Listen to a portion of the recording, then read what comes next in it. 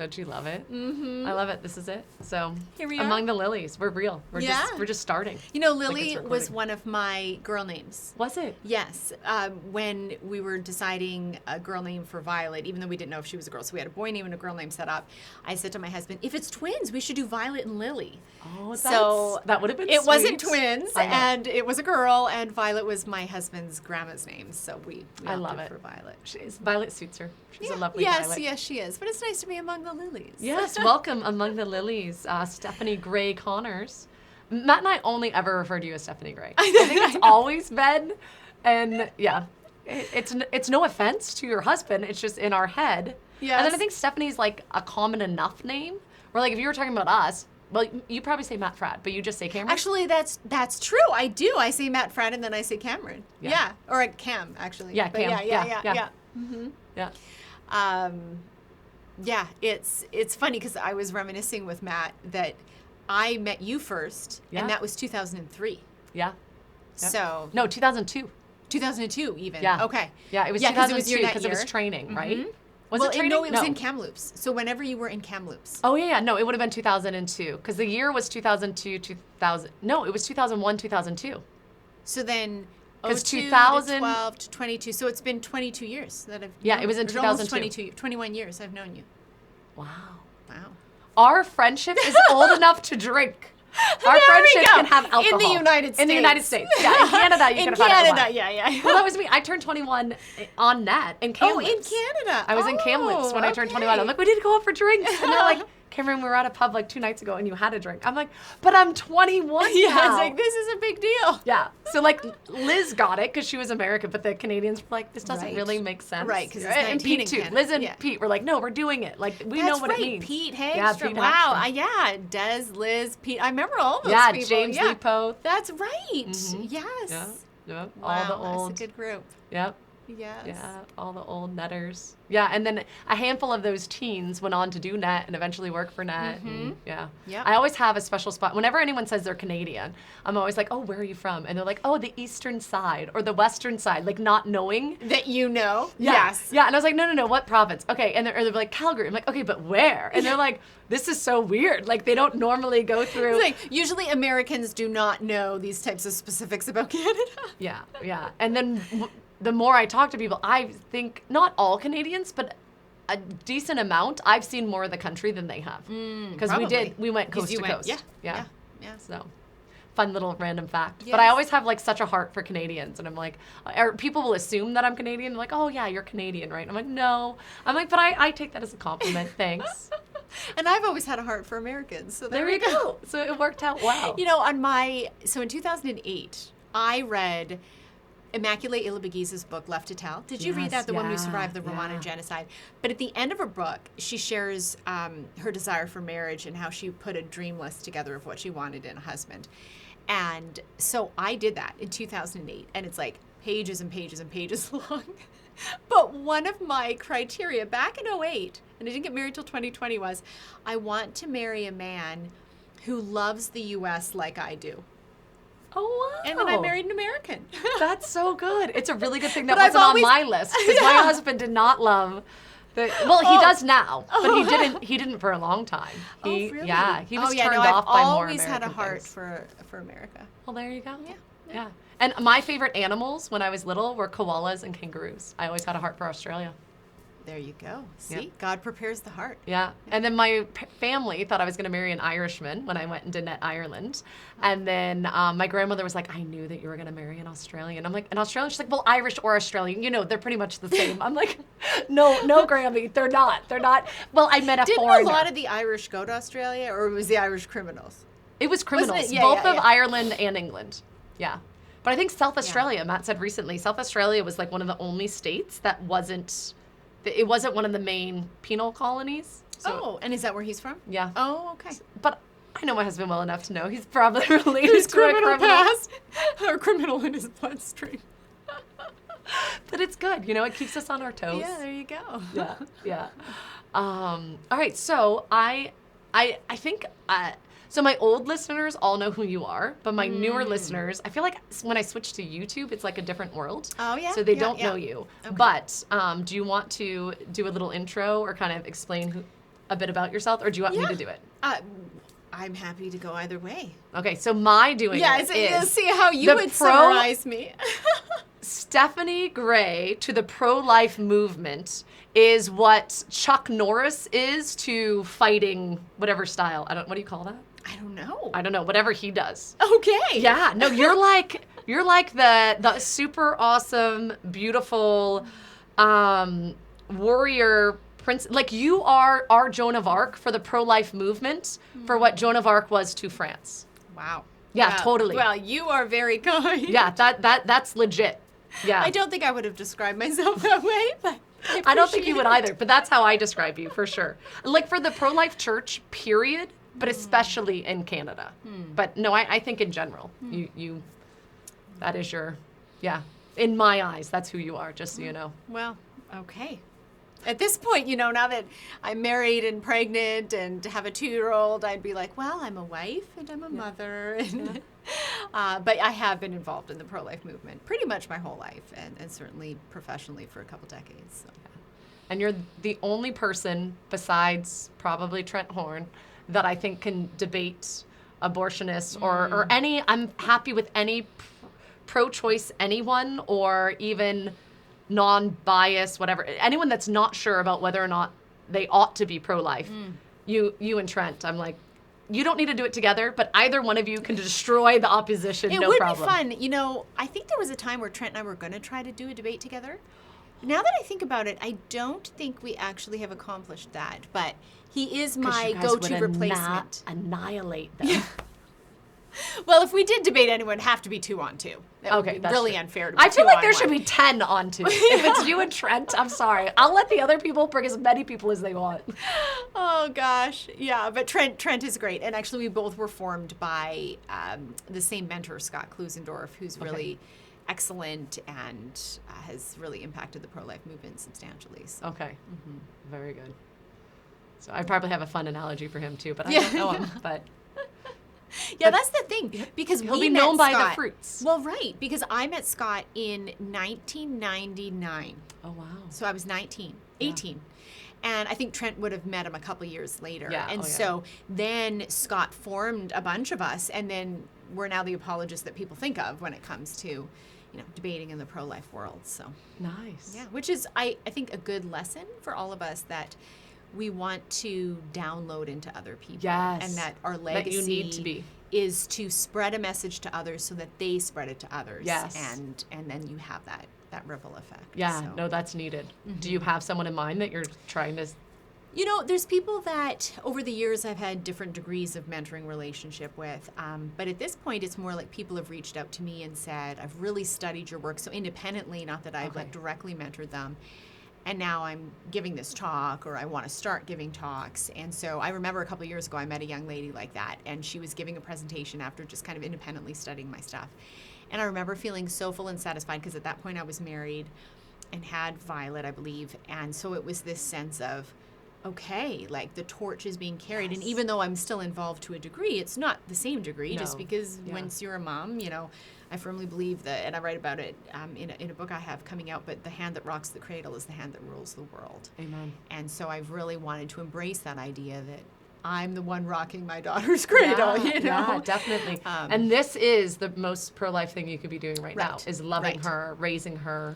Yeah. Yeah, because we have the problem we do in our culture, because parents have not parented their children the way that they should, and therefore you have broken families and fractured relationships, and then people don't want to repeat that, so then they just want to end the child's life if they get pregnant, if it's not an ideal set of circumstances, and then you have this just ripple effect that goes on. Yeah, we've been widening our circle of who we're hanging out with, and it's very interesting, my kids' takes.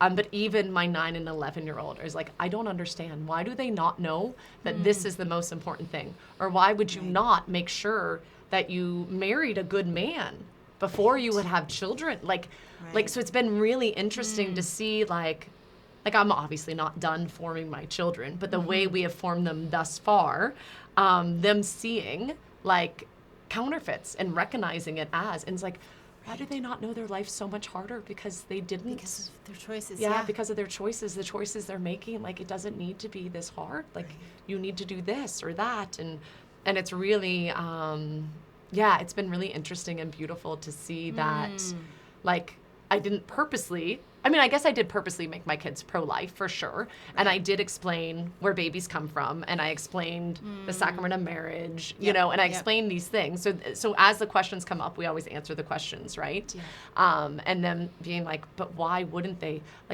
Like, and then realizing too, being around couples that aren't married and being like, wow, the way they talk about the boyfriend or the girlfriend is so mean. Like, you and dad would never do that.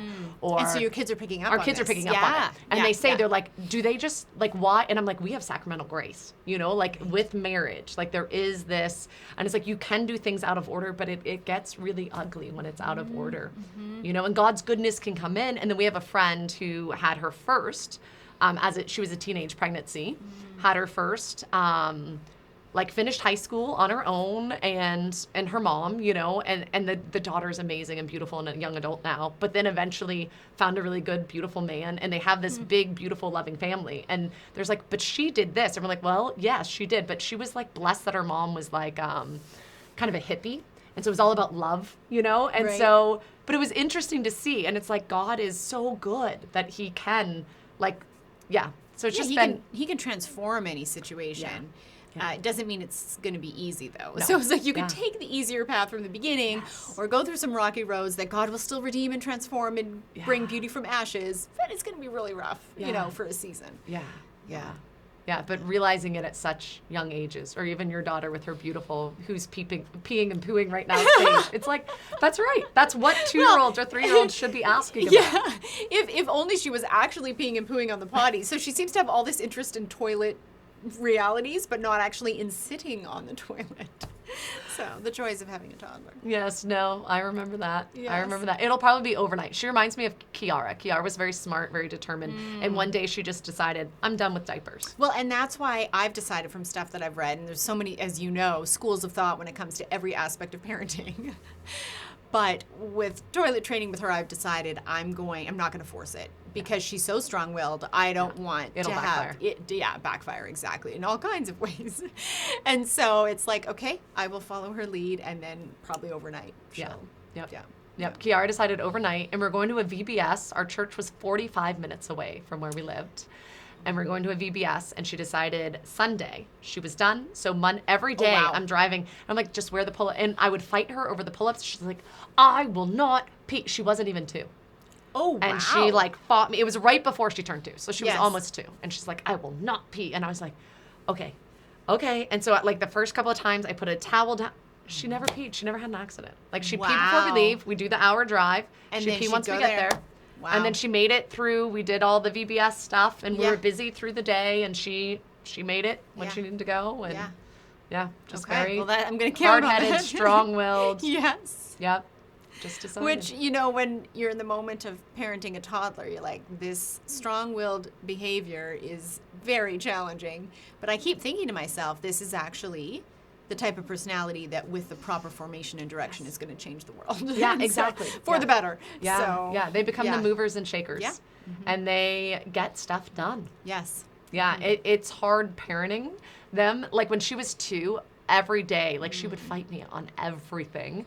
But my oldest is also very strong-willed. So I was like, okay, I am very strong-willed. Yeah, I know, me too. My husband's, I was like, well, where do you think she gets it from? My easygoing, like, phlegmatic husband.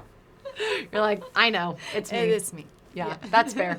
Matt and I both are pretty strong-willed, so it's no wonder most of our children are. Yeah. But when she was 2, like every day I would ask her who the boss was because I was like, I just need her to know. I got to get it. Right. And she's been way easier to parent than my oldest, who's also strong-willed, but I didn't like take that firm stance in the beginning. I'm like, I just need you to tell me who the boss is. Daddy's the boss. Okay, who else is the boss? Jesus. Oh, wow. Mama Mary, not you. No. Oh, Kiara, honey, who's the boss? Fine, you the boss. And she like sit there all upset for so long. Wow. But then like she's great. Like she has her moments, but overall she's like a very well-formed choleric, and she like does baby duty in the middle of the night. And so I was like, wake me up. But she's like, no, baby woke up at midnight. I just picked her up, rocked her. She went back to bed. Around 3 a.m. she wanted a bottle, so I gave her a bottle, burped her, put her back to bed. And I'm like, you could get me. Mom, I had it. Like, I got it. That's why Not a you need problem. to send her to me when this Yes, baby's born. exactly. She can handle it. You Yeah. know? I think as cholerics, we can just handle a larger amount of, I don't know, stuff. Yes. Yeah. Yeah. But it's good to have in the world if they're, Yeah, well our world trained. needs it. But Yeah. yes, properly trained, well-formed, virtuous. Well-formed, yes. Yes, because they're also the type that if they are left to their own devices without proper formation, then they can ruin Look the out. world. Yes. Yeah. Yeah, exactly. Yes. Yeah. Exactly. Well, why don't you tell us about your new book? Yeah, so I'm really excited. I'm actually in Steubenville because I have this new book, My Body for You, a pro-life message for a post-Roe world. And I've partnered with Emmaus Road Publishing through the St. Paul Center, which is just amazing. They've been a real joy to work with. And I've had on my heart for actually quite some time. As you know, my pro-life apologetics has often been known as being non-sectarian. I've spoken at places like Google and other places where people aren't religious, so I've proclaimed the pro-life message using science and philosophy and human rights. And I still believe there's a place to do that, and I still do that.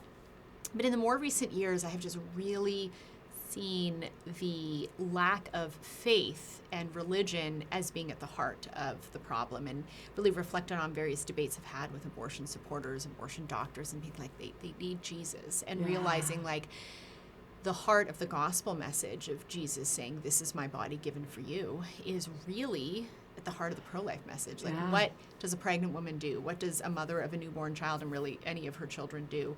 She's laying down her body for the sake of another, which is what Christ did. And it's not only the woman, because we're laying our bodies down, our spouses are laying their bodies down. You know, our husbands are having to do more and serve more because we're often sick or tired, you know, working with the baby. And so they're laying their bodies down for us. And so I wanted to take the message of the gospel, the message of the Eucharist, and infuse that into the pro-life message and unpack a lot of the complex arguments people hear about what if the woman's life is in danger, what about rape, what if you have a poor prenatal diagnosis and other things, but all worked through at the end of the day with the message of the gospel in our response to those difficult circumstances. So that's what I have coming out. That's awesome. It's so good. And so much hope. Like we need hope. We need, like we were talking about suffering earlier. And I'm like, I don't know how you do it without faith. Right.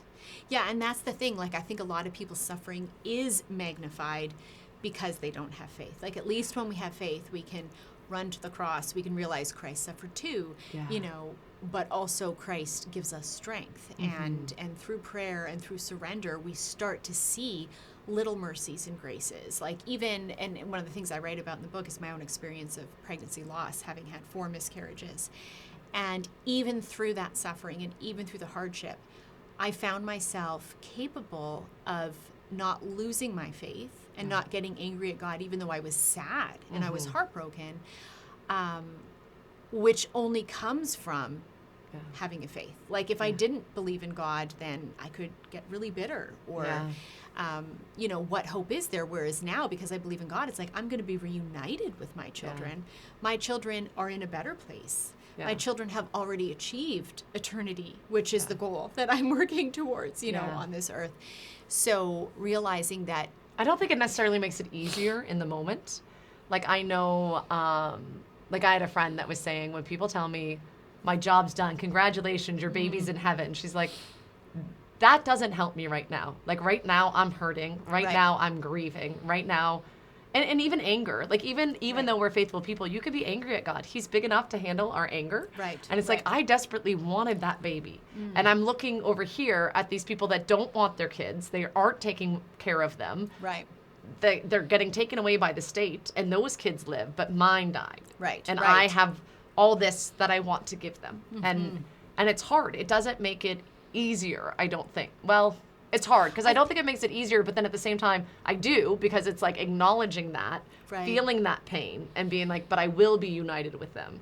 Yeah, I think it can make it easier, but without making it easy.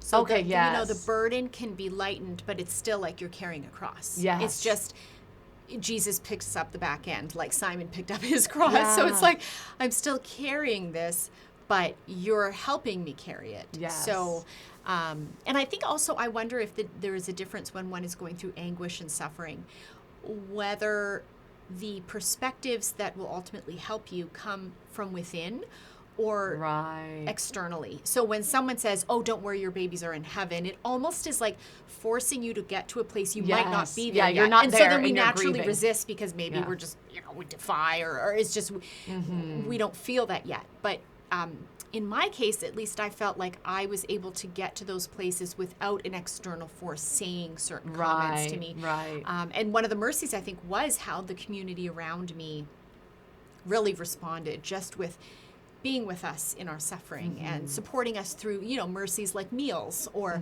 prayers or like a beautiful thing. One friend had this idea of a picture of Jesus holding 3 babies before we'd lost our 4th. And just no faces on the babies, and no face on Jesus, but you knew it was Jesus. And then one of the things I'd communicated to my friends was the death of my children made me think of the phrase "memento mori," which is "remember your death," the Latin phrase, and how we often don't think of our deaths. When we live in a world with modern medicine and really good medical interventions where life expectancy is maybe early 80s, we think, okay, well, I could just keep going for many decades, and losing so many children has reminded me to remember my death and remember that life is a journey to the next world, that this isn't the end, this isn't the end goal. And so this friend took what I had reflected on in a text to friends and she asked a designer friend of hers to paint this picture of Jesus holding 3 babies with the phrase "memento mori." It was so beautiful. And she showed up at my home with that framed. And it was like, this is a mercy. Like, here we are suffering. Here we're grieving the loss of a child we so badly wanted. And yet here's someone who's responding to our suffering with compassion and with sympathy. And so it was gestures like that affirmed our loss. Yes. And then just my own reflections over time that helped me work through, okay, I have to live for the next world. Okay, my babies are in heaven. Okay, can I be grateful that I had babies even if I didn't get them long? Because I wrestled with, what was the point of these pregnancies? Yeah. Like, what was the point of the morning sickness I had with the 4th baby if it's not going to end in birth? And it's okay to have those thoughts, but then I had to, because I'm a debater, I live in my head a lot, but I think, what would I say back? But then I thought to myself, okay, wait a second, if I'm questioning what was the point of getting pregnant, what was the point of that baby, because I didn't get to grow up, that child didn't get to grow up with me, then I'm saying the value of that child's life is how long I get to spend with that child, and how fulfilled I feel by that child. And it's like, no, the value of the child is that child's made in God's image. That child has a soul. That child will live forever. And because of Jesus and my husband baptized each of the babies we miscarried, it's like, okay, our desire is for their eternal salvation in Christ. And so I can take comfort in that, even as I work through the discomfort of the natural human inclination of wanting babies I can't have. Yeah, the baby that I lost, that I went septic with, I had a neurologist that would eat his lunch in my room. He was just really trying to figure out what was wrong with me. And I'm like, do you think I'm crazy? He's like, no, you're the most sane person, but I can't. And I was like, thank you. He's like, the people I see, I don't see very sane people. And I'm like, oh, okay, whatever. But he was just trying to figure it out because it was very neurological. Like my left side of my body would shake and I kind of seize and then I'd collapse and I couldn't walk. So he's trying to figure that out. But he said he was sorry for my baby I lost, whatever. We had that conversation, moved forward. And then we were just chatting, and it was probably a few days later that I was explaining something about, he was asking why I miscarried. And I was like, oh, well, it turns out the baby had too many chromosomes. And I didn't know that until afterwards, you know? Okay. And so I'm having this conversation. He's like, oh, well, and I explained whatever it was to him. And he's like, oh, well, that's not compatible with human life or something. Incompatible with life, I think. Yes. Yeah. So that's the phrase. And so he's like, oh, so you weren't pregnant with a baby? And I was like, oh, really? Oh, wow. What was I pregnant with? And he's like, oh, I didn't mean it like that. And I was like, no. I want to have this conversation. And so he's like, okay, sits up awkwardly, I'm in the hospital bed. He's over there. And we grew to have a nice relationship. I was in the hospital for a month. So we had been friends at this point.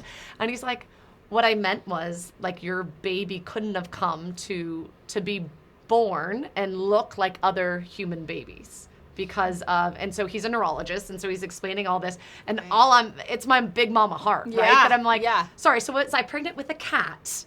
If it wasn't human? And he's like, I'm not saying it wasn't human. It just couldn't get to and I was like, okay, so what was it prior to me miscarrying? Yeah. My little one. And like, we had this conversation. We went back and forth for a while, and he's like, I'm sorry, I'm going to give it to you. It was baby. I was like, okay, great. Thanks. Yeah. And he's like, I'm sorry. He's like, I didn't mean to offend. I'm like, no, you didn't offend. I really want to know. Like, I see where you're coming from, and I know it's very scientific, but I want to know, like, what was it then? So, like, if someone has cancer, so if a baby has cancer and their body won't be able to handle the cancer, so they're going to die by the time they're 2, at what point does the baby not be a baby, right? Right. And it's like, oh, well, the cancer cells have taken over. And it's like, no, it's still a baby. Yeah, like, it's a baby with something, Yes. namely cancer, but it's still Yeah. a baby. Just like any disability, I've heard it said, we can say that person has Down syndrome or a Down syndrome person. And Oh, it's kind of like interesting. the latter is identifying the very individual by their disability, as opposed to saying that's a person with Down Yes. syndrome or who has Down syndrome. It's something they have, but they themselves Yes. are a person. Yes. I feel like that's part of my thing with when someone's like, oh, well, what, like, especially when I first got diagnosed with some of my health issues, there's these support groups online. And I Right. didn't like it because it was, I am this autoimmune disease. Right. I am someone with a mental illness. I am someone with POTS or EDS or endometriosis. That's who I am. And I'm like, that's not who I am. Right. Like, I may Right. have Right. these things, but that's Yeah. not who I am. Yeah. But I think it's the same thing. Right. Yeah, We can falsely identify a very individual with something about them, Right. as opposed to looking at the individual. Yeah. And that can be a danger within the medical community because they're so used to diagnosing Yeah. pathologies and disabilities and illnesses. So, I mean, I think it's awesome and a grace that God gave you that kind of fighting mama spirit to challenge him, because how many other patients does he say similar things to? Yeah. And the woman maybe doesn't have the same formation or wherewithal at the time to really push back a bit to get him thinking, wait, what are you saying? And how are Yeah. you phrasing that? And is that Yeah. the best bedside manner? And There's definitely, and I'm not a debater. I'm not very logical thinking. Like, you and Matt are more alike like that. But Yeah. but even I've had people say something, like I've talked about, like a good friend of mine. I was very young, but they lost their baby. So I was like maybe 19 or 20. And it was like her very last checkup. So I think she was like 30, like she brutal. was at least 30 weeks pregnant, if not more, like 34 Yeah. weeks, and lost the baby, and they had to deliver her, but they named her Mariah Faith even beforehand, which was the mountain of Calvary, Oh. the Moriah mountain range, I Oh. guess. yeah, and Moriah, wasn't that where Abraham took Isaac to sacrifice him? Yes. Yeah, so I always joke that she's like the queen of baby heaven, because she was the first baby that I knew. So we went to the hospital, and we were there while the mom was delivering her, and we were just there for support, just to love them, and just being in the waiting room praying. And then at her funeral, it was packed. It was completely packed. The church, it was a huge church, so many people, and other people were saying, like, there's been women that have been healed from abortions that have been here, right? Yeah. Like, and it was just so powerful seeing this beautiful little coffin, and the mom and dad were in the front row with their other 2 daughters that they had, and I still remember the dad basically having his arm around his wife and his little girl, and them just snuggling and mourning, right? But them raising their hand like, blessed be the name of the Lord. Like, you give and take away. Right. But I will right, choose Book to of say. Job. Yes. Yeah, exactly. Blessed be your name. And that just really, and it was after, I don't know if it was a friend that lost a baby, or maybe it was after I lost one of my babies, but it was someone that was more like and they're like, well, technically we don't know if babies are in heaven, and blah, blah, blah, blah, blah. And I'm like, oh, really? And I just went mama Right. bear Yeah, on him. yeah. And he's like, Matt supports me, don't you? Matt, you understand what I'm saying? And Matt's like, dude, you're on your own. And he like turns to his brother, and he's like, dude, you're on your own too. You know, she just like lost a baby, right? Cameron, if you believe that your baby is in heaven, I'm sure that's where the Lord has your baby right now. And this one, like, he just was kind of clueless, but it was I don't know who it was, but some saint, and he's like, we don't know for sure, or whatever. But I was like, yeah, no, I do. Like, I'm a mom, and I know in my Yeah. heart, I know Yeah. the desire. And Right. For your baby's yeah. salvation. And I don't know Jesus the came. true apologetic answer. I'm not an Right. apologist. That's not my thing. But if someone's going to have the argument with me, it's like, Yeah. yeah, sorry, I'm not going to. Yeah. Yeah. I think it's safe and wise to have faith in Yeah. the mercy of Jesus that our children are in eternal bliss. Yes. So, Yes. Right. yeah. But I think having that attitude that your friends had, which was they're suffering and they're grieving, but they can say, blessed be the name of the Lord, is not only Yes. ultimately going to give us peace, even when we have, again, that cross being lifted at the back, but we're still carrying, it's still heavy. It will eventually give us more and more peace, but it becomes this powerful witness to evangelize others, to help others, like as you've, I'm sure, experienced in your own suffering. But I recently met with someone who's had 2 miscarriages, and she asked to meet with me because she knew I'd had 4, and she has no relatives that have lost babies, and so she feels quite isolated within her main family circle. Yeah. And so she just was so grateful to be able to talk with someone who knew what loss was like. And, am I glad I lost my babies? No. Would I even be glad that I lost my babies to be able to minister to her? No, because it's still a tragic loss that no one ever wants to endure. But since I can't undo the past, since I can't bring my babies back, since I can't, undo things which have already happened, then I can be grateful that God can use it for his glory and for his good, and that somehow my suffering can ease her suffering just by connection and information. I think of another time, this incredible story I heard of this couple that had given birth, stillborn, so the baby was died right before birth or right after birth, but they didn't know that, the baby was totally healthy. There's no explanation for why the baby died. But they were devout Christians, and they really believed in God. And they're like, okay, we can't always explain everything, and we are hurting, and we don't know what to say other than, blessed be the name of the Lord. And a friend of theirs who wasn't religious at all, I don't know whether he described himself as atheist or agnostic, but he came in to visit them in the hospital and couldn't get over their surrendered attitude, that even in their grief, and it was legitimate grief, it wasn't like they weren't sad or they weren't, they were still crying. Sorrowful, they were, very sorry. But there wasn't bitterness, there wasn't anger, and there was this embracing of faith. He was so moved by their witness that he came to know Christ, and within a week of that, he had an anaphylactic reaction and died. Wow. Yeah. So it's again, in divine orchestration of things, we don't see everything, but God works all things for good, even the crosses, even the sufferings. Yeah, I had a friend, there's so many. I feel like there's so many stories like this, and even the one that I was talking about with baby. the I had a friend story. I know, but they're really true. I know. Baby Mariah's mom, 1 year to the day, ends up going into having another baby, the exact same delivery room, same doctor, delivers the baby, and just said that she felt Mariah in the room interceding. She has it's either 2 or 3 babies, so the one in heaven, and then another 2, if not 3, I forget, have the exact same birthday. And they were all same doctor, same hospital, crazy, just and again, intercession. Humans can't make that happen. No. Yeah. And she's helped so many of my other friends that have had miscarriages. And when I was miscarrying my second, I knew that I was losing. I knew that I was losing the baby. The first one, I thought I was good because I was later. I was 15, 16 weeks when I started losing that one. But the second one, I knew right away that I was losing. And I was already doing a Divine Mercy chaplet for a friend of mine in Canada who had lost her baby. She was far along. I think she was in her 3rd trimester, far along. And John Mercy was his name. And we were praying. They couldn't get her in. I guess in Canada, you have 2 different sides of your hospital, kind of almost like a baby ward and then the abortion ward. Do you know what I'm talking about? Oh, well, I assume they would do abortions in different areas. Yeah, so there's because I've had friends that have done nurse training, and they'll say they won't do the abortion side, but they do the, so they go to the labor and delivery side? Versus, I forget what they call the other side, but they have abortions on that side. Okay. So they could get her in on that side. Oh, but there wasn't room in labor and delivery. Yeah, and so basically they're it's the same procedure. It was almost like a partial abortion or how a DNC. Far along was she? She was far. Oh. Yeah, so she had a birth him. Oh, dear. So I don't know what it was, but they had room on this side. They didn't have, and she's like, nope, I'm not coming in. No. And it's the same procedure. These nurses and doctors are qualified, and she's like, no. My baby is still with me.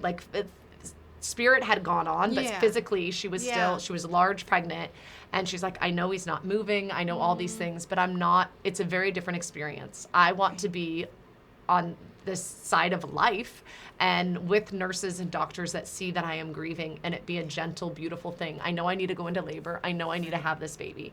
And but she's like, but I'm going to wait but they didn't have room. And anyhow, they were. Did she eventually get in? She eventually got in, Oh, but she had a midwife, and so anyhow, the other side, and so they're kind of like fighting with her over it. So we were doing a chaplet of Divine Mercy. It was like before the Feast of Divine Mercy, and so we were praying for her, and I miscarried during that same time, and so it was really like beautiful to know, like, I don't know. So we named that baby Gideon Mercy. And so with John Mercy, and I'm like, okay, they're like entering heaven together. Yeah. Like John Yeah. Mercy's like a little, Yeah. and I viewed him more as like the big brother because he was that much further along, you know?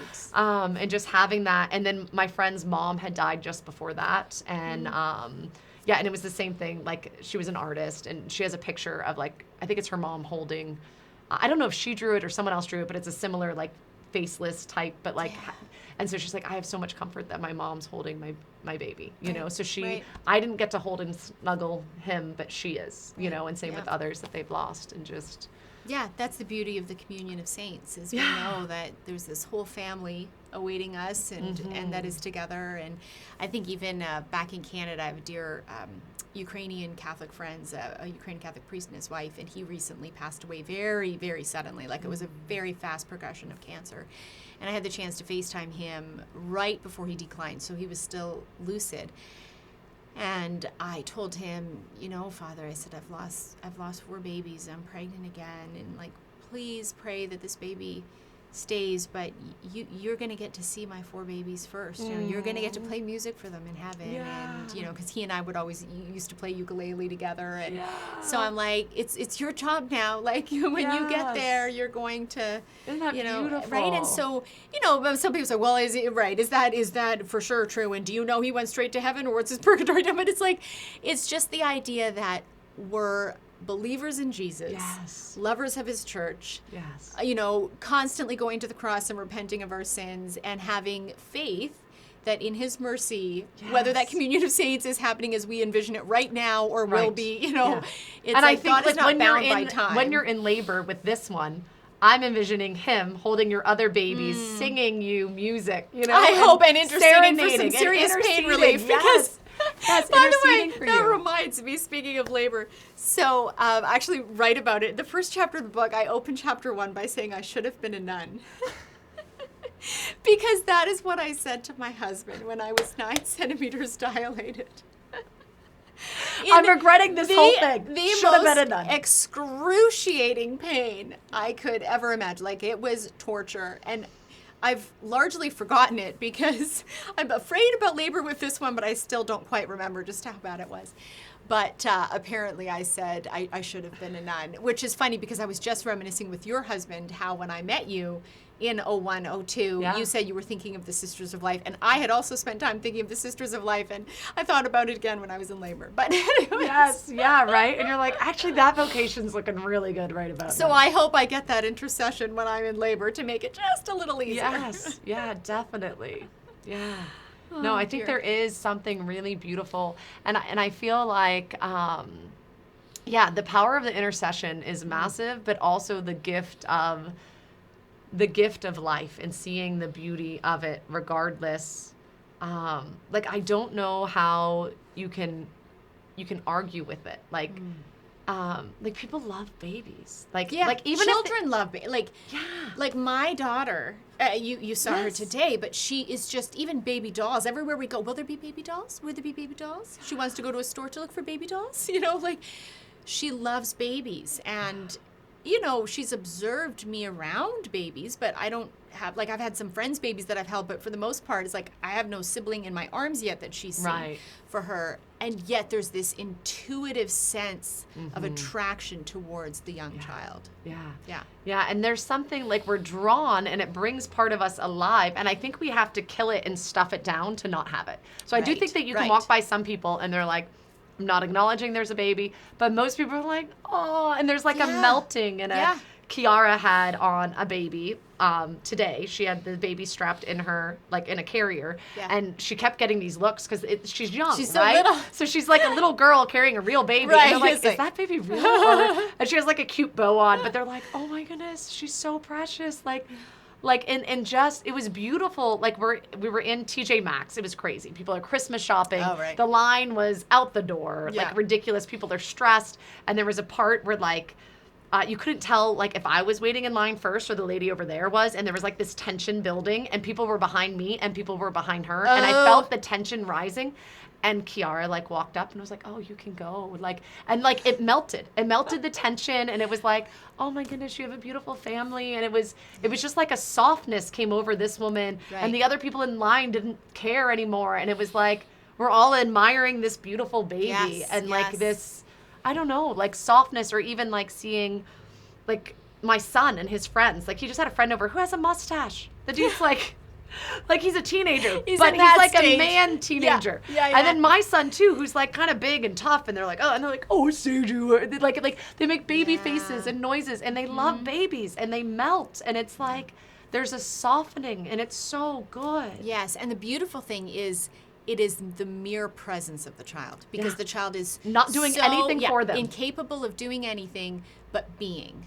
And it is the presence, it is the being of another person, which is a reminder to all of us, like, to have that sense of the sacred when encountering another, not by what they've accomplished, what their reputation is, who their friends are, but that they are. Being. It's being, human beings. Yeah. I remember when we lived in Ireland, people were more, at least in the town, we were in a very rural town, and people didn't like us in the town because there was an old Irish priest, and we moved there, and everyone thought, this is not what the church teaches anymore. The church has changed with times. And then we were a young married couple who said all the same things that the priest was teaching. So a lot of the town did not like us, and kind of. But what was interesting, when I had my first baby, they come over and they would melt, and they talk in Gaelic, because Gaelic was their, and they're like, oh, shabba, shabba, and like all these noises, and they're interacting. And I remember this one man was an old man, and he was very hard and stern. I'd seen him before in town. It was a small town. Never even looked at me, but it's like interacting and playing with the baby. And then I was like, oh, hi, I'm Karen. I know who he is. And turned and marched off, and I was like, okay, don't take it personal. Wow. It's fine. Yeah, like there was a real, I don't know, didn't like me for whatever reason. And normally I'm a people person. Yeah. People normally like me, but they didn't in this town, which is fine. But they all loved the baby. Like they all loved and oohed and gawed. Like, I don't know what Ireland's like now, but when we lived there, like 13 years ago, yeah, everybody loved and cooed and like was just, oh, babies, and anyone with the baby, like everyone, I don't know, just fawns over them. And just, yeah, they find them and that's so precious. Even with the baby in the womb, which is the funny thing about how messed up our culture is, because on one hand you have all these people wanting to push for abortion and celebrate abortion, but as a pregnant woman with a very pregnant belly, do you get a lot of comments? Yeah, I get comments that are always affirming and encouraging, and even just the stares and the smiles, like people sense there's something different about me in a positive way. They want to affirm that. They're enjoying that and observing that, you know, or offering you to go first because you're pregnant or whatever the case may be. So, yeah, there's that sense of the sacred with the young new life, whether it's in the womb or out of the womb. Did you ever get to experience the expectant mom parking lots? You know what? I think they went out of style before you got pregnant. They did go out of style. I'm so because sorry. This has, so they're not here anymore? No, I don't think they exist anymore. Well, I think was they're a thing in Canada.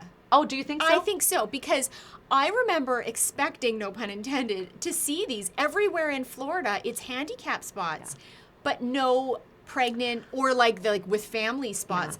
And now maybe I was thinking maybe it's because it's Florida, but you're saying no, I they've gone just shifted away. Yeah. Oh, wow. Yeah, I think we've been pushing for everybody bathrooms. Right. And we're so focused on that and making sure everything, the focus has been there, and people have just gotten rid of the expectant mom. Which is super annoying, because car parks. When you have kids, you want to park close to the door when you're like lugging them in and out of Now, I will tell you, Franciscan University of Steubenville. Do they have it? They have one. I parked in it the other day. And I'm not expecting, and I did feel bad, but I had a baby with me. Well, there you go. I had a baby and all the baby stuff. As long as you have a baby. I feel like this is fair. And I had dropped the kids off, like, to get seats. So I had small children, but it was the baby car seat that I was like, my body's doing better, and I can make it from here to there. And I do have a handicap pass. I just didn't have it in the car. And so it's right. I feel like the friars would be okay with me parking here. And I do think, I feel like in that situation, I thought it was okay. But that's what reminded me of it. And I was like, I haven't seen one of these in like at least 10 years. Yeah, no, you're right. I remember thinking, where are they? Because we even had one in California. Oh, wow. And I think it was like 10 years ago, it was a thing. Everyone did it. And now it's like, ooh, you're really pushing like female stuff, and you don't want to do that. Yeah, of course, because it's not woke. Yeah. But yeah, no, I remember thinking those should be around. Where are they? Yeah. And I do think the spirit of them is like, whether you're pregnant or you have children out, Yeah. out of the womb, because you're dealing with car seats and diaper bags and rambunctious children. Yes.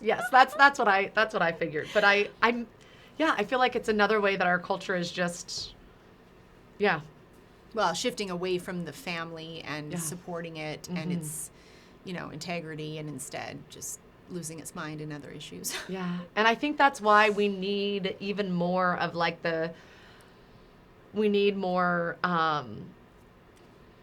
books like yours, My Body for You. We need more pro-life centers, or there's this center downtown. I got diapers and wipes today. I could have gone to the store and bought them, Right. but I just texted and was like, hey, do you have some? Because I have this baby again and I'm out. Yeah. And yes, they were happy to, yes, please come. And, but it's like, okay, like that's, and the lady greeted us with a smile. And what Right. else do you need? And I actually have this really cute little Christmas onesie. Would you want it? And Oh, just so like, sweet. yeah, this is what we should be. Well, and that's where, like, My Body for You is the pregnant woman, but it's also you caring for a child in need. It's for this woman volunteering at a center that's Yes. using her body to hand out clothes. And Yes, it's like yes. these things aren't just going to be passed on without our involvement. And so that is a better mantra than My Body, My Choice. Yeah, So yeah. this is what we're up against in our culture, where people want to put themselves first and foremost and just do whatever feels good to them. And the response to that is actually the message of Christ, of all of us are called to this type of self-sacrificing love of, this is my body given for you. And it's going to look different for different people. But if the attitude still is being other-focused and willing the other's good and stepping outside of ourselves, then we're going to flourish. We're going to find fulfillment. Yeah. So, Yeah, agreed. It's so needed. yeah. Yeah. And I also love, I feel like I have a lot of women that talk about, they struggle with staying home or working. And I feel like and some in particular that are like, I was very successful in my line of work. Right. And so switching from that to staying home and taking care, I would love to hear more of your thoughts and your, Yeah, I've been reflecting on that. In fact, Matt and I were also talking about that. And so I feel that by the time I settled down, so I was 40 when I got married, 41 when I gave birth to Violet, I felt very full. Like I had spent, at that point, 20 years working in the pro-life movement on a full-time basis, or more than full-time at times. And, I traveled a lot and reached a lot of people, and I felt very fulfilled, so that when my life started to slow down, it was interesting. The timing of my personal life slowing me down coincided with COVID, where my professional life was forced to slow down because a lot of events were canceled or things were moved online, and so I wasn't traveling as much. Right when I was meeting and falling in love with my husband, and so I was like, well, this works well because I don't want to leave him. Yeah. And then getting pregnant, I'm like, well, this works well because I don't really want to fly too much while I'm pregnant and leave my husband. So that by the time Violet came, it's just like, it was just the next thing. it was the next thing, and I'm okay with that. And this realization that I still have things to contribute outside the home, but how do I do it in an ordered way where it's in submission to my main vocation and my main calling? And so realizing I actually like the simple life, because so much of my life wasn't simple. There wasn't regularity and routine and set dinner times because I was flying here and there. And there can be an adventurous aspect to that. And also God gives you the grace when that is your norm. If that's your calling, then he empowers you to do that. But there was a part of me that loves the routine of like what religious life has, right? It's like prayer time, playtime, work time, a system, an ordinariness where when you have children, there's some degree of flexibility, but they still really rely on schedule and routine, which then forces you to do that. And so I've really embraced it and love it, and just think, okay, these passions that I have, these gifts that I have that I believe God wants me to share, how can I share them in a way that works with this Yeah. new and profound calling and big V vocation that I have. So that's where like writing is something that is easier to do with a baby than traveling is, Yeah. you know. Obviously I traveled here, so there's a degree of travel that we still do, but yeah, so I've done things like, and really enjoyed writing more than I have before. I've always liked it, but it's like, okay, God has seasons. And Yeah. I've once heard it said, like, people have this idea like we can do everything. And I've heard a good response, which is, yeah, you can, but not all at the same time. Yeah. And So- not well. Yeah, and not well, right? So we kind of have an attitude of mediocrity. Well, at least I did a little bit of everything. Or saying, no, how do I thrive in this season with this niche right now? So, and that's what I did when I was single and did all that traveling. It's like, And all with the that amazing said, things. you were never someone that was like, no, I'm going to put my family on back burner and Mr. Right on back burner until I do my career. That wasn't Oh you. yeah, no, because I really wanted Mr. Right. Yes. Yeah, so just so our listeners know, you weren't someone that was like, no, I'm going to do I my was- career and then I'll get married when I'm 40. Yeah, and yeah, That exactly. wasn't The you, long- but it was the Lord's. It was the Lord's plan That's for so you. true. And it goes to show also, because I can maybe romanticize it now, like in hindsight, it's easier to look at that season of my life as a season that was meant for the singleness I experienced. But you're right, when I was in the moment, you were not loving it. I know. At all. I was like journaling, dear Jesus, why haven't you sent me my husband? So the longing was there, which is why I think also when it finally was fulfilled, it was easy to make the transition because it was a fulfillment of my heart's desire. But to realize, okay, there's seasons, and even like what I can do now, ministry-wise, with a toddler and a preborn child, versus what I'll be able to do, you know, as Yeah, your at our kids, that seasons, you're yeah. experiencing with your kids being teenagers or their preteen years.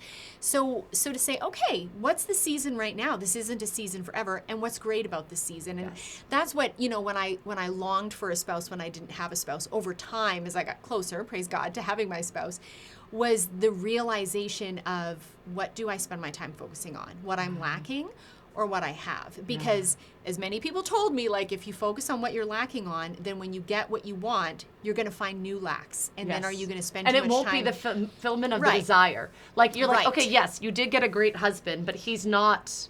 He's not you're- God. He's not God, Yeah, and he yeah. can't fill you. Right.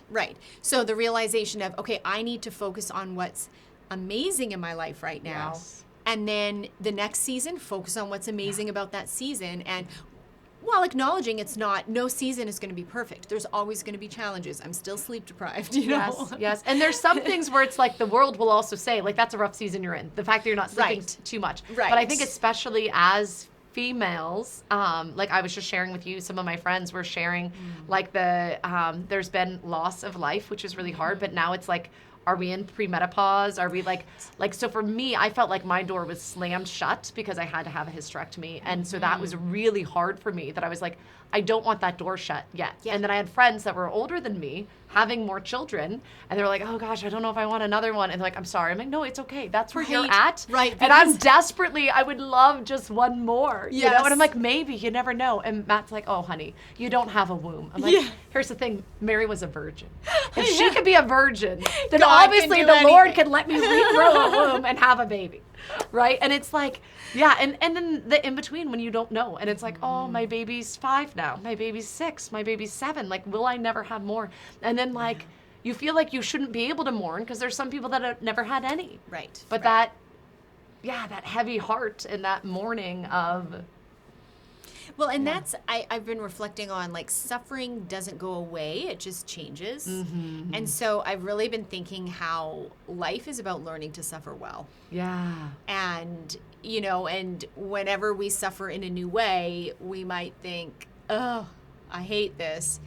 But have we learned even just a little bit from the last time? And if we apply it now, then we've made a baby step forward, and to be grateful for that. And just each time a new cross comes. And I have felt that, like, even in parenthood, like, there'll be, like, seasons of consolation. It's like, oh, this is great. And then it's like desolation. We have a new challenge. And then it's like, and then when we come out of it, I'm like, oh, I just feel like everything is right now. And then there's a little voice in the back of my mind, which is like and it's going to change. It's going to change. But then it's like, but until it does, be grateful for this moment to breathe. Yes. Was it Teresa of Avila or was it Teresa of Lisieux? No, I think it was Teresa of Avila who begged the Lord to not take her so high because she knew for as high as the like as high as like the ecstasy was, the desolation would be just as deep. I think it's Teresa of Avila. Oh, I don't know which one, but And like beg the Lord, like please don't take me so high anymore. Because it's amazing steady. when I'm up here and it's glorious and it's like her highs were like amazing and beautiful and like pure ecstasy, but it was like, oh, okay, here comes the depths of the desolation, and it's so hard. And like I used to think like to be a saint, to become a saint, the path was the path of holiness, and it's like, oh, this is the path of holiness. I want to find it, and I'm like. And I felt like the Lord revealing to me time and time again, no. Holiness is the path of suffering. Like you have a road of suffering that I am calling you down. And sometimes there are seasons where the suffering is so intense and hard. And like both Matt and I have a devotion to the Sacred Heart. And it's like, you're so close to that Sacred Heart. You feel the thorns piercing your own heart. And it's so hard, but I feel like on those, we're like on a fast track to holiness. And then on times where we're still suffering, but not as much, and you're like, oh, this is easy to offer up, I feel like we're on a longer path. You know, and there's different times. It's still suffering, but it's like when we embrace it, when we're like, all right, Lord, yes, like give me the grace to, and I think you're only given the grace in the moment. So like, I don't think you can parent 2 kids right now. You have enough grace to parent one. Thinking about labor and postpartum, not the time right now. You'll have the grace then, and as soon as this baby's born, you'll have the grace for 2 kids. And so like even people that are like, oh, I'm discerning, I don't know if I can handle 3 kids, and it's like you'll be given more grace when you're in the moment. Like you can handle more now. And I always say Matt could always handle 1 less child than we had. So when we had 1 child, he couldn't handle it. When we had 2, he could handle 1 really, really well. And then by the time we got 4, he handled 3 really well. And now there's been enough time. He handles all of our kids great. But it's like the grace is like given in the moment. Yes. And the level of suffering. And I think when we are, so like when I'm in the headspace and I'm like doing well prayer-wise, I'm fine with whatever suffering, whether it's spiritual or mental or physical, and I'm good. But if I step away and like numb for too long, either by going south to a warm place and then I don't hurt, coming back and it all coming back at once, I'm like it's so hard, or like numbing by like, you know, watching tons of Netflix or whatever, and then like, okay, I need to stop just distracting and focus on it. It like coming back like the very beginning of it, when you get hit with the suffering and the pain, whether it's mental, spiritual, or physical, it's so hard. But once you like, I don't know, kind of embrace it and almost see it as like a friend, like, okay, this is a way I can be closer to Christ. Like you're given the grace to be able to handle more. Yes. And you have you found that to be true? Yes. And even it makes me think of change versus transition. There's a really great Matthew Kelly clip, the Catholic author and speaker. It's like a 7-minute clip on YouTube called Change versus Transition. And he talks about how humans often say they don't like change.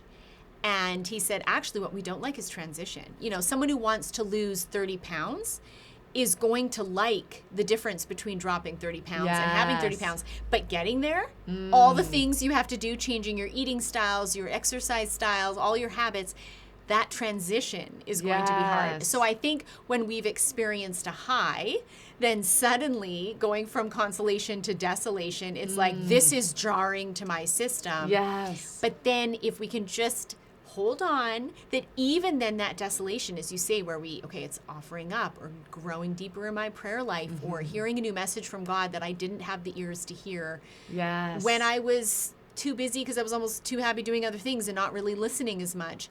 Like we ride that out better once we've made the transition. So I think it's, and then when we're aware of that, it's like, okay, that's why this is so hard, because it's jarring, it's sudden, it's different. God, give me the strength. That's a really good point. I like that. And I think even with discerning our family size and children, it's like you've got to do it like little by little. And that's the beauty of NFP, where I feel like if you're on contraception, you're not having the conversation ever. Right. Where I feel like the beauty of being open in life and using NFP, you're having that conversation constantly. Right. And there are days or weeks where you're like, okay, it's different. Or even earlier I was talking about breastfeeding. Like if you want to quit, write it on the calendar. And in 1 week, you can decide if you want to quit or not. And it's like, okay, the thrush is much better, or the mastitis. Yeah, things have passed. Things have passed. Like I'm in a better place. And yes, I see that my child is doing well. Like Yeah, so you're in a different place. And Right. yeah, that's really Right. interesting. That Yeah, it's a great little video clip. Change yeah, this transition. I should watch it. Yeah. I feel like it's like our road to Calvary, right? Yeah. Like that, the road, the journey, like that's so Mm-hmm. hard. Where it's like, and if Christ, who's God, like struggled with this, like you think about Right. even the, the night before when he's in the garden. Oh, yeah. And like, please, Like, if let the this, cup pass me by. Yes, Like, let the cup pass please. me by. Like I Yeah. don't want to do this. Yes. So obviously me, who's sinful and flawed and weak, Right. of course I'm begging for that cup to be passed Yeah, by. yeah. I mean, I'm still praying for some sort of ecstatic birth, but I know there's another voice in my head that's gonna be like, it's gonna be brutal, but there's a part of me like, please God, I just pray through the intercession of my 4 children that Yes. it will be a pain-free birth. I sneeze and the Yeah. baby comes Yes. out. Did you ever watch What to Expect When You're Expecting? No. Oh, that I read the movie. book. No, There's a this movie? is a Hollywood movie. Now, there's a few inappropriate things, but if you can get past that, it's hilarious. It's about multiple couples that are expecting children, and they're very varied circumstances. Okay. And so there's this one woman, Tater Tot, where everything, like she literally sneezes. And the baby comes out? And the twins come out. And of course, it's a twin pregnancy, and she wears like 4-inch heels and like. Oh, I've gotta watch it. Oh, I yeah. gotta watch not it. a problem. And then it's this. There's funny relationships. So Tater Tot is married to this older man who already has a grown son. Okay. So that grown son is married to a woman who is Squeaks, and everything goes wrong with her pregnancy. I mean, And it's just one baby. And it's just one baby. And like every negative thing you can imagine that they Oh, say can the happen poor with pregnancy, thing. she has. So I remember when I got pregnant, I said to my You're like, I'm Squeaks. I know. I said to my husband, I'm going to be Tater Tot. Like, oh yeah, I'm going to be Tater Tot. And then one day I was like, I'm Squeaks. And then he totally reminds me with this baby too. He's like, you are so Squeaks. Like, you are so I'm so sorry. Squeaks. That's me too. I have a really high pain tolerance, and so I always thought I would be great in pregnancy and And childbirth. labor, I would have thought you would be too. Right? No, I labored for months and nothing happened. My cervix never, like, it's just, I have a broken but that's cervix. right. And that's why you had to have the emergency Yeah, C-section. yeah. So with so I labored a lot with a lot of Right. kids. So my first 3, I had at 43 weeks, Oy, 42 oy. weeks, 42 and a half weeks. Oh, wow. Yeah, and I labored so much, and I remember like asking the doctor, and he's like, "I'm so sorry. So you've been in labor for like a month. It's ridiculous, but this baby's not coming this way, you know." And I was like, "But I can handle the pain. I can, you know." I and can do it. Nope. Yeah. But it was humbling. But I Mm-hmm. love that. So in Ireland, I was in a room with 10 other women when I was trying to have my first baby. Wait, that's how they do it there? It's free. Yay, free. Wow. But yeah, there was 10 of us in total. So there was 5 on this side, 5 or 6, I can't remember. 5 or 6 women on this side, 5 or 6 women on that side, and we had little curtains. No. Yeah. But normally before you got to like transition, when it got really bad, they would bring you into another room where it's just 1 or 2 women. 1 laboring. or 2? Yeah. No way. Yeah. So we're all together, and there is a girl who, and I'm like, my belly's out to here. My contractions, my baby comes in this small. Like I would look your size on a contraction. And I was like this big normally. And it was just crazy. And so I'm having all these, and I'm young. I'm like Right. early 20s. Yeah. So thinking I can do this. There's a Yeah. girl who, I can't remember. I want to say she was like maybe 15. She was a teen. Yeah. And we're all chatting, and there's older women in there that are like on their 10th. There's like, and we're just all chatting and hanging out. And this one girl goes, anyhow, and we're having a conversation, and this one woman's eyes gets big and it's like, "Hey, honey, I'm gonna get the nurse to check you." And I'm like, she's not having the baby. Like, obviously, I'm gonna have a baby. And don't tell me. She's like, no. She's like, "Sweetie, how old are you?" And she told her however old. She's like, "I had my first when I was your age." She's like, "She's in labor." And I was like, "There's no way." They come in, she's 6 centimeters dilated. And they're like, "Oh, we're gonna take you out." And she's like, "I feel fine. I really," oh, there we go. I felt it again. No. Yeah. They bring her out. I felt it again. She was back within the hour. She didn't even miss the next meal. With the baby. With the baby. Yep. And she's like, "Hey, thanks for your help. I guess I was having the baby." Oh, wow. And she's breastfeeding, Yeah. no problem. Everything was so easy for her. And I'm like huffing and puffing Oh, and my have the gosh. gas and air. And I'm like, what is wrong? This little tiny girl just I know. did it. Why can't I know. do it? My doctor friends have told me that the young, like late teens or early 20s women they've delivered, it's just like. But see, I was early 20s. I was like 23 or how old was I? I was 23 yeah, or you 24. still were young. Yeah. Well, I don't know what I your don't know what was excuse wrong is, with but me. mine is age, for sure. Yeah, I was geriatric pregnancy Yeah, just with yeah. Peter. Oh, okay. What is it? Is it It's 32? over 35. Oh, 35. Yeah, Okay. over 35, you're considered geriatric, and so I'm 43 now, so I have- definitely geriatric. I know someone that was 52 that just had a baby. Lord have mercy. Yeah. I would pray to be tater tot if I was 52. Like, please, Lord, have mercy. I might have been squeaks in all my 40s, but please, at Yeah, 52, yeah, let there me you be go. tater tot. Yeah, you can You have gotta it. watch that movie. Yeah, I need It's to. I'm funny. going to watch it. I'm so Yeah. excited. Yeah. Yeah. No, I'm very, like, so people will, I don't know, like, I'll have people like, oh, well, you did home births. I'm like, yeah, no, I, like, give off that vibe for sure, but no, I am all medical all Yeah, the way. yeah. I'm like, I'm the emergency C-section that didn't actually take up all the way, and yeah, no, this is, yeah. but this is my body given up for you. So that's, that, I used to give a talk that I called, This Is My Body Given Up For You, and I talked Oh. about my labor with Liam. Because Really? I was, so I had all these contractions. They were hoping, it was a whole dramatic experience. But in the end, I got an epidural. And in Ireland, you don't get an epidural unless you have triplets. Twins, you may, depending. I'm in rural Ireland. So I'm man. sure Dublin or Belfast, You're like, cities would I'm be an different. American. I'm in a very small rural hospital, and so when I got an Yeah. epidural, I knew I was in trouble, and I was seeing a doctor, so I knew I was in trouble because the midwives do everything. And at this point, I was hospitalized for like 3 months, so I knew things weren't going right. Yeah. But then they got to the point, and they're like, okay, the baby's in distress. We need to get him or her out now, right? And I'm like, okay, cut me open. And the anesthesiologist is like, nope, she's not numb. And the doctor's like, I need to get the baby out. And I'm like, cut me. So they tied my arms down. And so my arms are straight out. They tied Like a down. cross. Yep, like a cross. And I can't remember if my feet were actually tied down or if I just couldn't move them because I did have an epidural. So when they cut, I didn't feel, but as soon as they pulled, I felt. And so my whole body Now, starts pressure or convulsing. pain? Both. Oh. Pressure and pain. And I can't even, like, I couldn't scream. I just start projectile vomiting. The pain is just through and the so roof. they knew. And so by the I'm like- physiological reaction. Yeah. And that's why they strapped me down. So at this point, they rushed Matt out of the room. I'm like convulsing. They're putting a Well, how mask do they of deal something with it? on You my don't hand. choke. I have no idea. All I know is I remember what was going on, and I remember like a mask coming over, Girl, and then I I don't don't- remember anything. And then when I came to, I remember still being strapped down, but wanting to know if my baby's alive or not. Yeah. But my body's still, I'm just convulsing and vomiting. And the nurse had this little, like, peanut-looking tray that was this That was shallow. supposed to that catch your she's holding. vomit. And I'm like, frailing, This is vomiting. like a horror story. Oh, it's so bad. Yeah, and it's going. This is not going to be you. This is not you. I'm Yeah, worse than. women. What was Always yours? tell their stories to other women. What was your? What did you call yourself from the movie?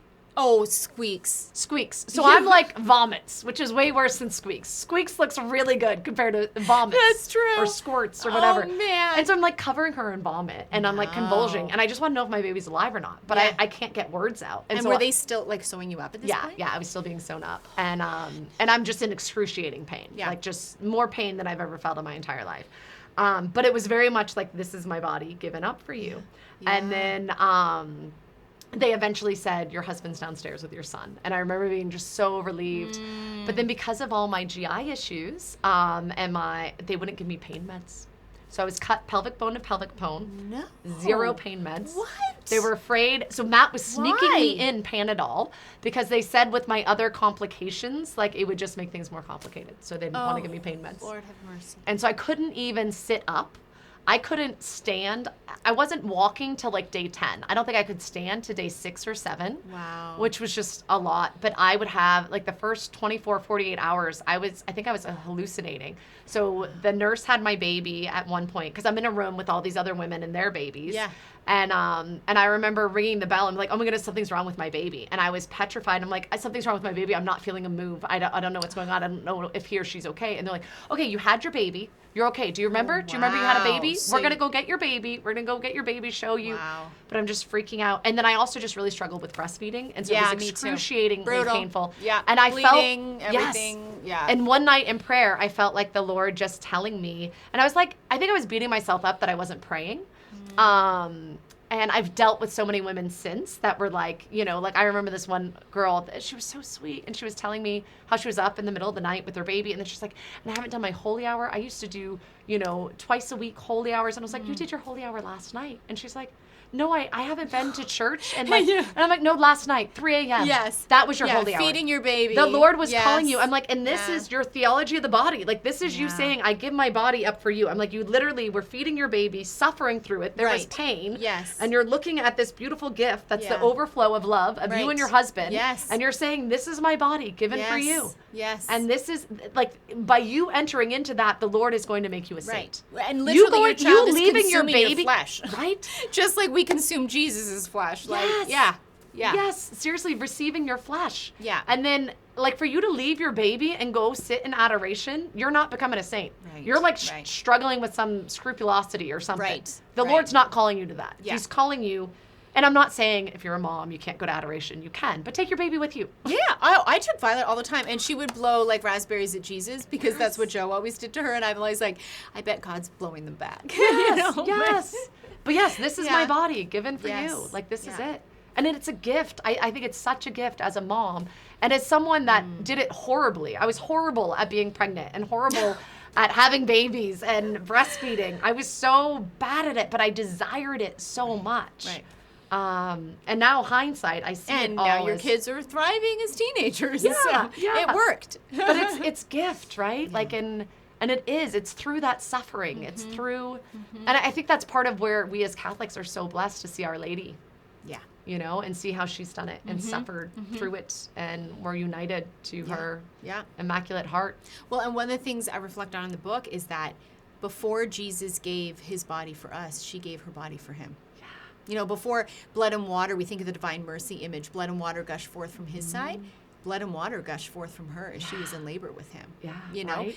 he said, you know, thy, you know, not I. If this may it be this cup pass from me, but not my will, but yours be done. But before he said that, Our she Lady. said her fiat, right? Yep. May it be done to me according to thy word. So, like, you know, Jesus is the ultimate example of my body for you. And yet, as women, we can look to his mother and realize she's a pretty good example of that too. And in fact, time-wise, she did all of that so that he could be the ultimate example of that to us. Yeah. Yeah.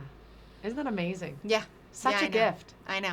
It's beautiful. Such a And that's gift. why, again, we're attracted to the true, the good, and the beautiful. And so even in the hard, even in the cross, even in the suffering, we can't help but deny the beauty of what love looks like in these hard situations. And like your brutal story at the same time is like, but oh my gosh, like she did that.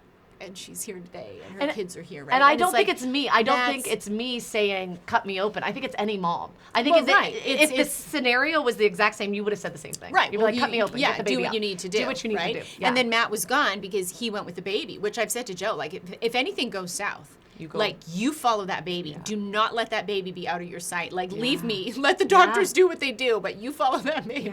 Yeah. He's like, don't worry, I will. Like, good. Good. Yes. That's what you want. Yeah. Yeah. Yeah. Yeah, and it is, and I think this is part of, I don't know, I had Carrie Grace. Oh, Carrie Grass. Grace, yes. Yeah. She's great. Yeah, and we're talking about femininity and, you know, the feminist movement, and it's like this, like what we're talking about here, like that's the true heart of a woman and so beautiful, and that's what our world, like, is starved of and needs, and it's like that is so much more powerful, and I don't know how to articulate it, but it's like, yes, like that. And then in the suffering, in the breaking of your body, you know, like this Yeah, is... literally ripping. Yeah, ripping, stretching. open. Whether it's a C-section or a vaginal delivery, Yeah. you're literally being breaking ripped. the body. Yeah, ripped. This is my body, broken for you. Yeah. Yeah, like how Eucharistic is motherhood. Is pregnancy and motherhood. Yeah, it's totally Eucharistic, and yeah. But from the crucifixion comes the resurrection. Yeah. And I don't know, yeah, that's exactly right. And I don't know what's more, like the suffering and the cross of actually birthing the baby or losing the baby. That broken suffering, like I don't know. Like, and I've done both, and you've done both. Right, but like, right. I think there was like we definitely had a birthing of mourning and suffering and pain and yeah, and I feel like it's a weird world in which we live where like you can't even share that or people don't get it. Right. Because they're like, Right. oh, well, it wasn't really a baby. Right. Yeah, they'll say that. Oh, or you don't And yet- feel good. I'm sorry. You must, like prior to actually having a miscarriage, I Right. don't think anyone knows what you actually go through. Oh, yeah. Because even like over the years, people would consult me, we're having a miscarriage, what do we do? And of course, I'd never been pregnant, but I would talk about, as much as you can preserve the blood, do that. And then I experienced my own miscarriage. I mean, every pad I would save because I was like, I don't know if the baby's in here. But then we passed the gestational sac. Like, it was just so obvious, but it was only through the experience I was like, okay, the baby's here. Like, even though the baby was too small, the sac was visible. The baby was very tiny inside. So it's like, okay, now I know, like all the other stuff that was blood, like this contains our child. But still, to the naked eye, we couldn't see the baby, right? Like Joe still baptized what we knew was the sac containing the baby, but our eyes couldn't see it, but we could see with the eyes of our soul and just trust that, okay, this is my body given for you, that it is only through my body that you have come into existence, that you have lived a life on earth that allows you to pass into the life of heaven. And had you not had my body, you wouldn't be, right? And so to realize, even in miscarriage, even in loss, it's like still, this is my body given for you. Yeah. Yeah. Heavy stuff. It is. It's so heavy. And I remember passing clots and questioning, is this right? And I was like, I bet it is. And I never passed the sac. I couldn't. Oh, you never saw. Yeah, and again, it depends how far along you are. And, I was far enough along, but it had to come out with a DNC. Hindsight, okay. my endometriosis, everything was like super glue in there, and everything was just so messed up and so sick, and so I had like keloids and scar tissue and endometriosis and which makes the 4 children you have a miracle. And I've reflected on that with Violet in this one. Yeah. The doctor who did my hysterectomy specializes in endometriosis, and he's like, you shouldn't have carried a baby to term. And he's yet like, you did 4. He's like, I mean, I don't think you should have conceived, but maybe. I'd say maybe you can conceive, but he's like, I would have said you couldn't have carried 1 to term. Wow. Because I was stage 4 endometriosis back before I ever met Matt. So back when I was like 19. Yeah, stage 4 is the worst, right? Yeah. I don't think you'll be on 4 stages. Yeah. Yep, that's it. And so it's like they're pure gifts, and I'm so grateful and thankful. And I have a bunch of other female issue stuff too, because your typical endometriosis person's great when they're pregnant and they feel wonderful. Yes, and I was crazy sick and in the hospital. And usually then it flares after, right? Yeah. Mm-hmm. I stayed flared all the time, but praise God. Praise God. It's all good. My kids would like make fun of me. So like when I was so times that I've been suffering, like they'll do imitations and they're like, "G'day, mate, how's it going?" And they'll do like Aussie accents. And they're like, oh, this hurts. Oh, this popped out. Praise you, Jesus. And I'm like, that is so, that's adorable. It's mean and I'm offended. They're roasting you. They're roasting me. Yeah, but I'm like, at least they know, like, offer it up. And that we can have comedy. At least, if you can laugh in the moments of suffering, it provides a levity that, again, lifts that cross a bit. Yeah, exactly. Praise you, Jesus. Well, thank you so much. We Oh, will you're all be praying for you. welcome. All right, tell our Thank listeners you. where they can get your amazing, wonderful, beautiful people book. can get My Body for You, a pro-life message for a post-war world at the St. Paul Center. So Emmaus Road Publishing is through there. And if they go there and put in the coupon code Lilies15, then they can get a discount. Yes, so thank you. My Body for You at the St. Paul Center. Great. Thank you so much. I Thanks, really appreciate Cam. it. Yeah, Thank so good you. having you on. Thank you for letting me share you with all my listeners. You're welcome. I shared my time with my wonderful, beautiful friend with you. So I hope you enjoy it. Like, subscribe, share, whatever. I don't know how to do all this stuff because I'm busy being a mom. So you guys take care of that for me. Thank you. I appreciate it. All right. God bless. Bye-bye. Bye.